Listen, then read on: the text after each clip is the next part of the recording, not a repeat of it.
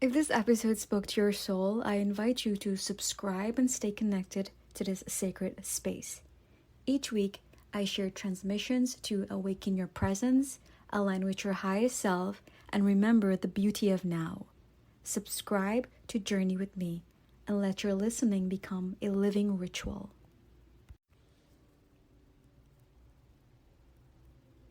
I experienced my first heartbreak like a few years ago. I would have talked about it in the first episode of our podcast.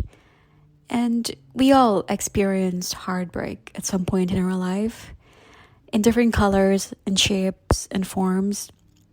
Whether if it's you ended a relationship with a loved one, you lost a loved one, you failed an exam, you got fired from your job, or you received a diagnosis. No matter the shape of heartbreak, the magnitude of pain, it's the same, I would say. And let's talk about that pain, exactly what it is and how we kind of evoke it and how we can adjust, mold, and reframe it. So in my experience, I feel when you're in the midst of heartbreak, it feels like emptiness, nothingness, like a void. And when we're in that void and that emptiness, we tend to, that's when we feel the urge to like clean the entire house. You're starting to hit the gym every day. You're calling every family member and every friend and telling them how much you love them. You are drinking your green smoothies every day. Like, we become so active and so creative and trying to keep ourselves busy in order to kind of distract us from that pain, that emptiness, and that void. But let's talk about that emptiness and that void and why it is so important for us to not only wait when we experience adversity in whatever shape and form in our lives. It is very important for us to have a recollection of this emptiness in our life, whether it's through boredom. Allow ourselves to feel bored. It is all right to feel boredom and sit in that emptiness and that space. And it is in this darkness and this void that actually grows possibilities, creativity, opportunities, abundance, and a new mindset and a new lens of life and situations and experiences. And this is why you have, if you look at pop culture, not only pop culture, but we see them every day in our relationships, in our society, in our friend circles. When someone experienced a heartbreak, any type of heartbreak really, you would have seen how they would have completely transformed their lives. Whether it's their career, whether it's a business, whether if their self-image would have completely transformed. When you look at, for example, we all see this, we are familiar with this huge self-transformation of Adele and Taylor Swift and Miley Cyrus. I know you're probably thinking, oh, they're like celebrities. You can't like compare them with our lives. But yeah, but they are human beings. They have feelings and they have to deal with their thinking and their thought patterns and their behavioral actions. They're human beings just like us. So when look at Taylor Swift, Miley Cyrus, and Adele, they would have shared and told their stories in their songs in their music that actually grabbed our attention, because deep down inside, we are all connected in that emptiness and that void and that sense of suffering and adversity. Taylor Swift blew up her career with her magnificent Eras tour after she would have ended her 6 years relationship with her former boyfriend. And Miley Cyrus, she blew up her career, won her first Grammy Award after she would have ended that lifelong relationship with her fiance. And don't even get me started with Adele. We know who Adele is and how she blew up the music industry with that album after she would have come out of that heartbreak. And they would have told their story in so much, beautiful ways. And within my circles, my group and like the podcast, people who I've listened to for a long time, whether they're YouTubers or podcasters or my coworkers or people in my neighborhood, I've seen so much self-transformation in their lives. Their health started to bloom. Their wealth increased in the most magnanimous ways. Their businesses kind of plummeted. And this is the importance of why we need to tap in, like find a time, make it a habit, make it an auspicious event, an occasional event, and when we can tap in to that emptiness and that void and that space. For me personally, luckily for me, I follow a very strict spiritual practice, and I know that it took me not a long time to kind of reshift my focus and my mindset to understand it. I have to accept this. It happened, and I looked at it as something as, good things happen so that better things can happen. Or whatever happened was good, and whatever is happening is better. And during, that time in my lonesome, I started like reading a lot of books, and I've discovered so much knowledge, of course, in both, spirituality and science. I like to be like very spiritual, but at the same time, I like to kind of emphasize it with the science aspect of it. They're the same thing. Science and spirituality, they're the same. It's just a different language used to explain and to narrate these stories. So I've started reading a whole lot of books, and I've discovered so much about the mind and the brain and, the power that we have as a human being to create the life that we truly desire for ourselves. And I was reading this book, and, in the culture of, in the ancient scriptures, they talked about these dimensions or the different eras or ages of life. You have Satyug, you have Treta Yuga, Dwapara Yuga, and Kali Yuga. And these represent like the different eras or dimensions or timelines.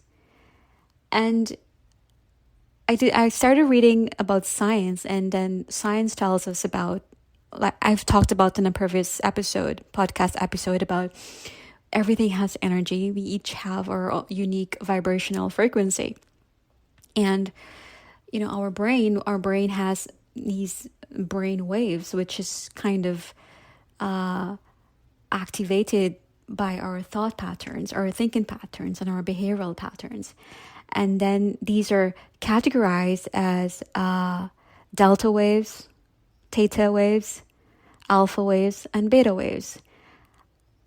I can't stop thinking about how much the brain waves, delta, theta, alpha, and beta, corresponds with the different eras are the timelines that is categorized in the ancient scriptures.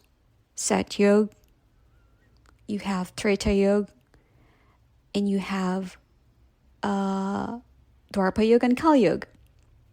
So at the extreme ends, you have Sat Yuga and Kali Yuga, and that is like heaven and hell, right?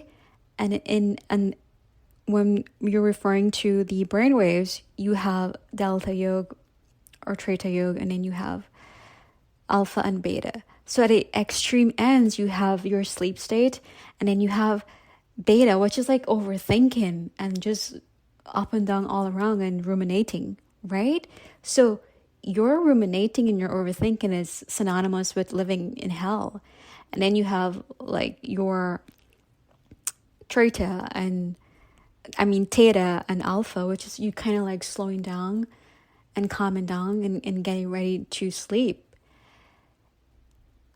I just feel there are so much similarities in this essence of work, and it has to do with the mind. And this tells us how much this mind is malleable, and the power that we have to shape and mold and adjust it into anything that we want out of life, which is dependent on our thinking patterns, our feelings, and our acting. And regardless of any circumstance that you were undergoing in your life, whatever situations, and you want to get out, you can change. And by change, I mean you can grow, you can create success. You can create a life that you fully well deserve. You can create a life of abundance, opportunities, possibilities, beauty, awe, and wonder. Yes, you can.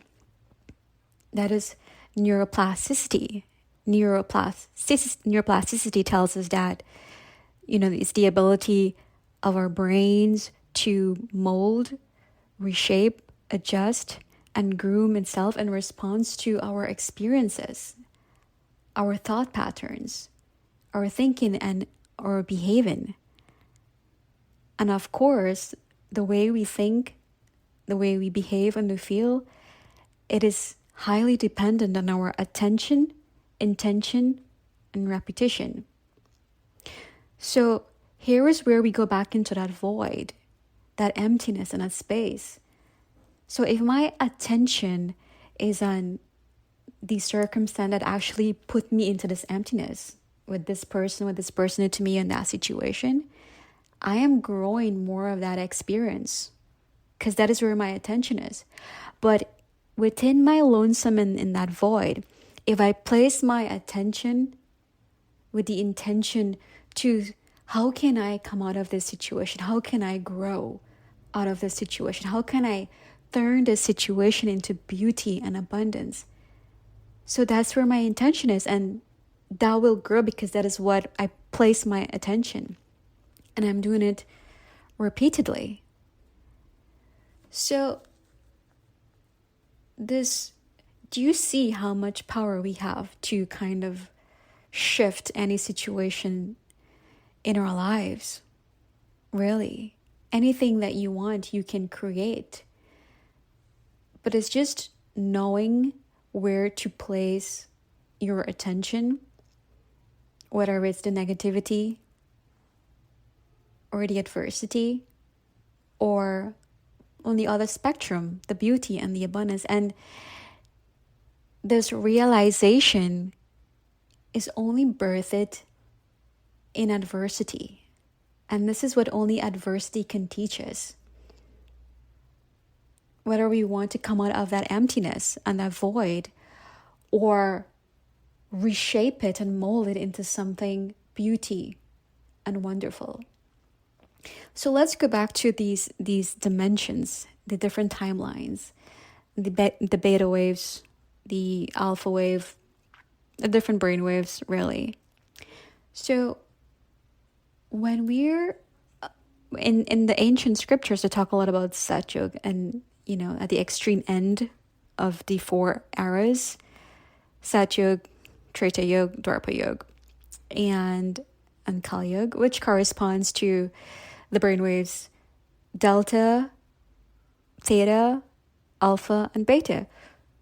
So in the ancient scriptures, Satyug was like this age of where everything was blooming. There was so much aliveness, and everyone was in like royalty, and the birds and the animals, everything was in unity and love and affection, right? And this pretty much correspond to when your thinking and your brainwaves and your emotions and everything like is harmonious, and you kind of calm down and you start into entering in that state where you're going from alpha mode to theta mode. You kind of shift yourself from being in that overthinking pattern and evoking all of these like dense emotions of guilt and worrying and fear, and you kind of stepping down and calming down, and you're going slowly into your love mode and calmness, right? And likewise in the ancient scriptures, when they talk about the Kali Yuga, they say Kali Yuga, that is the age when there is so much violence and hatred and anger, which is really corresponding to our overthinking and the behavioral patterns that kind of shift us from being in that calm, beautiful state. So when we're in that calm, beautiful state, that's where we're activating the parasympathetic nervous system, which is aligns with your alpha brainwaves and your Satyogi age. So in this when this nervous system is activated, it kind of evokes all of the feeling of safety and warmth and acceptance and love and possibility. And here is where we want to be. This is our true identity. This is who we are as a species. This is our inheritance. That feeling of belonging and abundance and beauty and possibility and opportunity. And within a day, throughout your day, you can switch. You have the power to switch between back and forth which timeline you want to be in. Do you want to be in Satyug, in heaven, or do you want to be in Kali Yuga, in hell? Do you want to be in peace mode, love mode, or you want to be in hell mode, fear and self-doubt and overthinking? This tells us how much you have so much power to create that feeling, that vibrational frequency that becomes the trajectory of the life that you want. And it starts now. It starts with one thinking, one feeling, one acting at a time. Your feelings and your acting and your thinking becomes like your personality, your self-image. And this dictates the outcome of your future. So everything that you do now, the way you're thinking right now, the thought patterns that you're having, is the way you're thinking. Is it dependent on the past? Is it dependent on an old memory over and over again, repeatedly? When we start thinking from the past, we're not creating new memories. So our future is dependent on the past. So there's nothing new. You have the opportunity right now, today, in this moment, to create memories every minute of every day that will shape your future outcome. And how can we do this? Of course, we can do it by putting our attention on the things that add value to our life. Sitting in the morning in that silence and enjoying your cup of tea and your coffee, going in your backyard and staring at the beauty of if you have flower trees or you're gardening,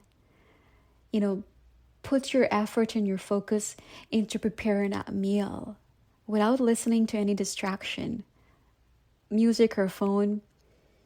Well, you can have your music if you want to. Music is really good for your brain, by the way. Or being present in that family gathering without being distracted to want to go check your phone or go do something else.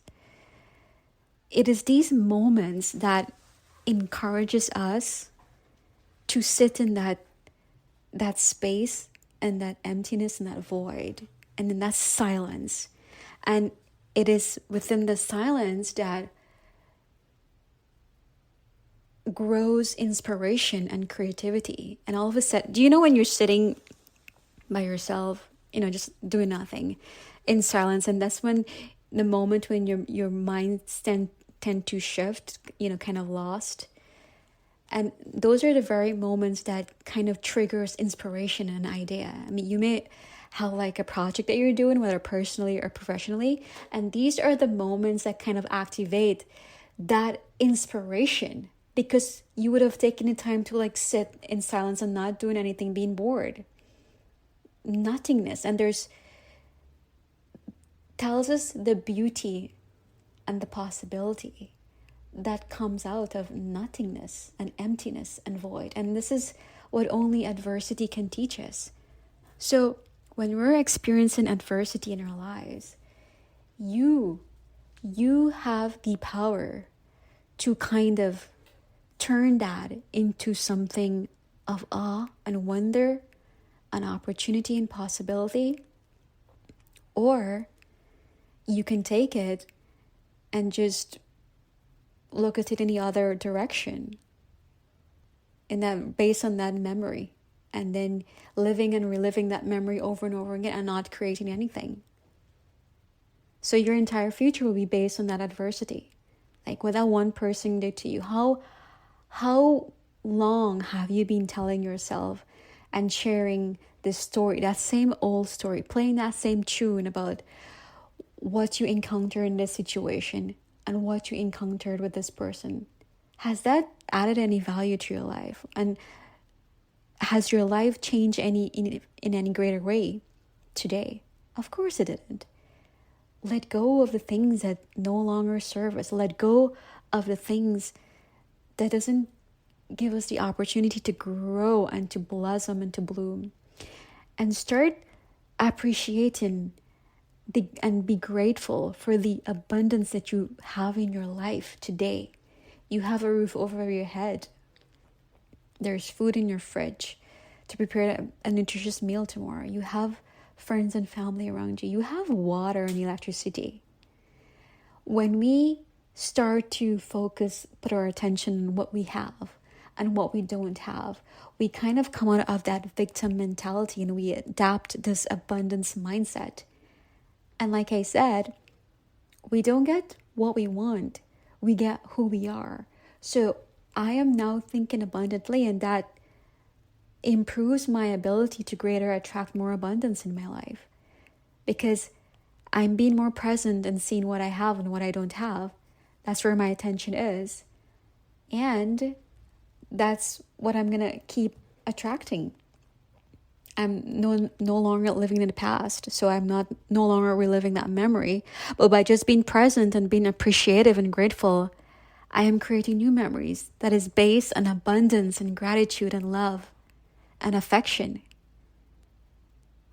So there are so much things that we can do into just add more living out of life and feel more aliveness. It is this aliveness that you feel that kind of creates endless possibilities and beauty for your life now and in the future.